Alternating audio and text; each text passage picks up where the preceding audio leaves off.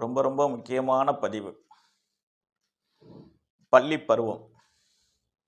10ஆம் வகுப்பு மாணவர்கள், 12ஆம் வகுப்பு மாணவர்கள், காலேஜ் படிக்கிறவங்கள்ல லாஸ்ட் இயர் கடைசி வருஷம் படிக்கிறவங்க. ரொம்ப ரொம்ப ரொம்ப ரொம்ப ரொம்ப கவனமா இருங்க. படிப்பில் ஆழ்ந்த கவனம் செலுத்தினீங்கன்னா தான் 10வதுல நல்ல மார்க் வாங்க முடியும். ஆழ்ந்த கவனம் செலுத்தினா தான் 12ஆம் வகுப்பில் மிகப்பெரிய மார்க் வாங்க முடியும். நான் கூறுவது சாதாரணமாக படிக்கிறவனுக்கு அல்ல. சாதாரணமான கல்வி உள்ளவன் ஃபெயிலாக போனால் கூட பயப்பட மாட்டான், கவலையும் பட மாட்டான்.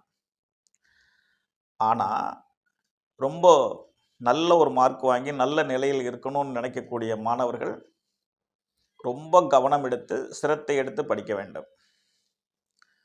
நான் படிக்கும் காலத்தில் ஆல் மார்க் போட்டு பாஸ் போட்டுருவாங்க.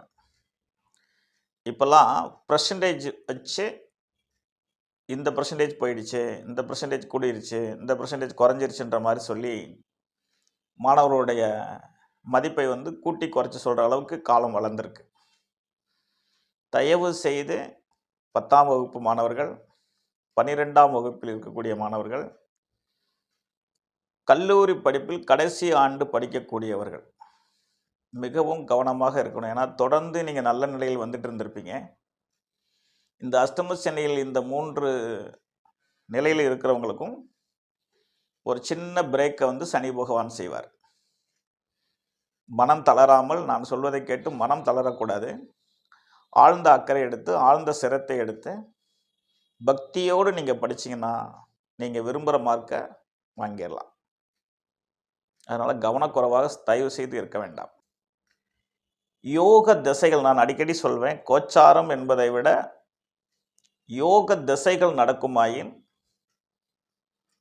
நிச்சயமாக அஷ்டமச்சனி 7 சனி பெரிய பாதிப்புகளை தராது. ஒருவேளை யோக திசைகள் இல்லாத போது அஷ்டமச்சனி நடந்தால் எப்படிப்பட்ட பாதிப்புகளை தரும் அப்படிங்கிற விளக்கத்தை சில வரிகளில் உங்களோடு சொல்ல இருக்கேன்.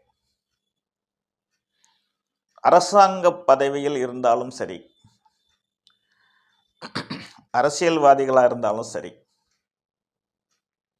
ஐடி ஃபீல்டில் இருக்கிறவங்களும் சரி, தினசரி தினக்கூலி வேலை செய்பவர்களாக இருந்தாலும் சரி, அவர்கள் அத்தனை பேரும் அவர்களுடைய பணியில், அவர்களுடைய வாழ்க்கை விதத்தில் கவனமாக இருக்க வேண்டும்.